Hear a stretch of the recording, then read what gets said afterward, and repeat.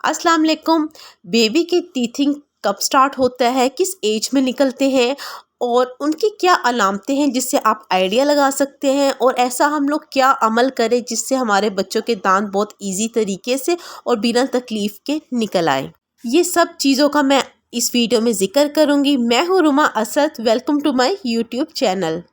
सब जानते हैं 4 माह, 5 माह, 6 माह की उम्र से बच्चों के नीचे वाले दांत निकलना स्टार्ट हो जाते हैं। पहले बात करेंगे कि इनकी क्या अलामतें होती हैं और ऐसे कौन से स्टेप को हम फॉलो करके हमारे बच्चों के लिए इजी कर सकते हैं, और कौन सी ऐसी चीज़ें हैं जो हमने बच्चों में नहीं करनी, अवॉइड करनी है। जब बच्चों में दांत निकलते हैं सबसे पहले उनके बिहेवियर में चेंज आता है, रोना स्टार्ट करते हैं वो, उनकी स्लीप डिस्टर्ब होती है, मीन सोने का अमल है वो डिस्टर्ब होता है। बच्चा रोएगा, बच्चा अपने हाथ मुंह के अंदर डालेगा या कोई भी चीज़ें उठा के मुंह में डालेगा। इसके अलावा बच्चे के मुंह से लार निकलेगी, जो पानी होता है वो निकलेगा, या जो बच्चा फीड कर रहा है, फीडर है, उसको वो काटी करेगा। ईटिंग जो है ये एक नॉर्मल चीज़ है। आप इसको बीमारी की तरह ना देखें कि ये शायद बच्चा इरिटेट हो रहा है, इसको क्या हो गया।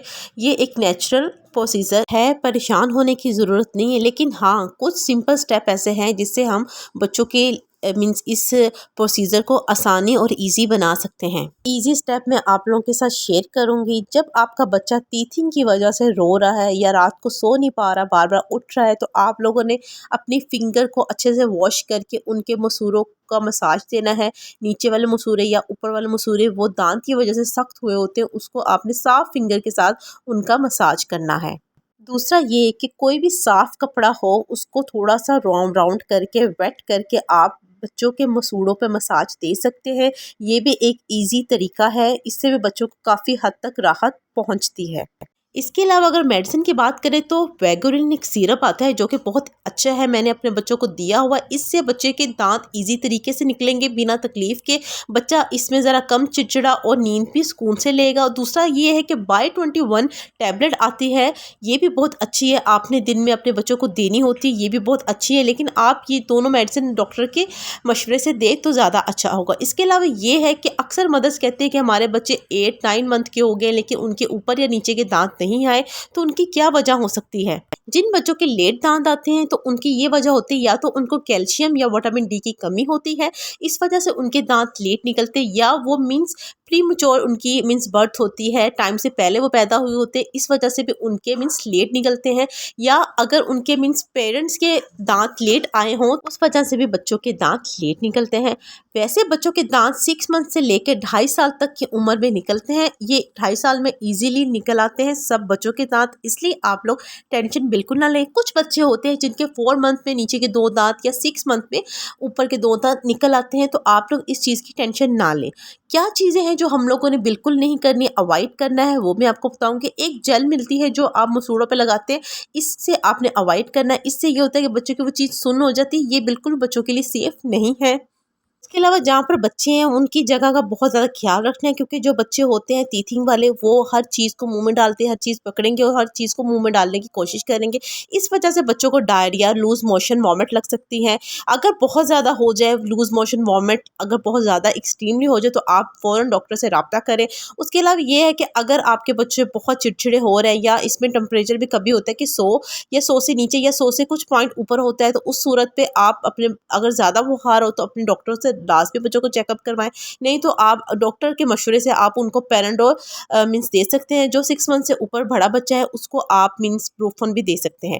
इसके अलावा ये है कि बच्चे इस एज में यानी जब उनके तीथी निकलते बहुत ज़्यादा चिड़चिड़े होते हैं, रोते हैं, उनका वेट भी बहुत ज़्यादा कम हो जाता है, क्योंकि वो उस तरीके से खा नहीं पा रहे होते, क्योंकि उनके दांतों में बहुत ज़्यादा ईचिंग होती है। ये बहुत ज़्यादा पेनफुल होता है बच्चों के लिए, उनके पेरेंट्स के लिए भी, क्योंकि बच्चा कुछ खा नहीं पाता क्योंकि उनके दांतों में बहुत ज़्यादा पेन होती है। उसके अलावा ये कि वो दूध में भी बहुत ज़्यादा मीन्स कमी करता है, वो दूध भी ज़्यादा नहीं लेता क्योंकि उनके दांतों में बहुत ज़्यादा ईचिंग होती है। इसलिए कुछ स्टेप मैंने आपको बताया जिससे आप अपने बच्चों का पेन को कम कर सकते हैं। उसके साथ साथ उससे ये होगा कि आपके बच्चे फिर कुछ ना कुछ खाएंगे। और साथ अगर आप इन बच्चों को आप साबूदाने की खीर या साबूदाने का पानी देंगे तो सबसे ज़्यादा बेस्ट होगा। उससे ये होगा कि बच्चों में ताकत रहेगी, वो ईज़िली अपने दांतों ईज़ी तरीके से निकाल सकेंगे, फाइट करके निकाल सकेंगे। और दूसरा ये है कि अगर वो मीन्स कमज़ोर भी नहीं होंगे और उनकी पूरी एनर्जी पूरी रहेगी। नहीं तो बच्चा खाने में बहुत ज़्यादा इरिटेट होगा। मदद से गुजारिश है कि जिन बच्चों के दांत निकल रहे हैं उन पर ज़रा फोकस ज़्यादा सख्ती ना करें खाने की। उनको आराम से पोलाइट तरीके से अगर वो ईज़िली खा सकते हैं तो खाने दें, नहीं तो ज़्यादा से ज़्यादा आप लिक्विड डाइट का ज़्यादा उसकी फूड में इस्तेमाल करें, ज़्यादा रूटीन में इस्तेमाल करें लिक्विड डाइट।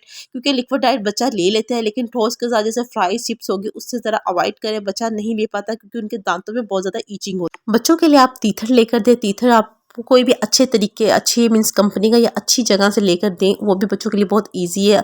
वो मीन्स अब मुंह में लेगा तो उनको बहुत ज़्यादा राहत मिलेगी, अच्छा लगेगा पेन को, क्योंकि इसमें बहुत ज़्यादा पेनफुल और मीन्स बच्चों के लिए होता है, निकलने में टाइम लगता है। लेकिन आप प्लीज़ डाइट की मीन्स टेंशन मत लीजिएगा कि मेरा बच्चा कमज़ोर हो रहा है, क्योंकि उनकी ये बहुत पेनफुल होता है उनके लिए, इसलिए उनका वेट गिरता ही गिरता है। लेकिन आप साथ लिक्विड डाइट का ज़्यादा इस्तेमाल करें बच्चों को, और प्लीज़ ज़बरदस्ती बिल्कुल फूड देने की कोशिश ना करें। जैसे ही उनके दांत निकल आएंगे तो इसीलिए वो बहुत ज़्यादा ईजी हो जाएंगे। बच्चों की पेन तब तक रहती है जब तक बच्चों के दांत थोड़ा सा बाहर ना आ जाए। जब से ही उनका दांत थोड़ा सा बाहर आता है तो बच्चे की पेन में काफ़ी हद तक कमी हो जाती है। इसलिए आप लोगों ने बस बच्चे का केयर करनी है, चिड़चिड़ापन को ज़रा दूर करना है। जो टिप्स मैंने आपको बताए हैं उसके अलावा ये है, जो भी मेडिसिन देनी है आपने अपने डॉक्टर के मशवरे से लेकर मेडिसिन देनी है।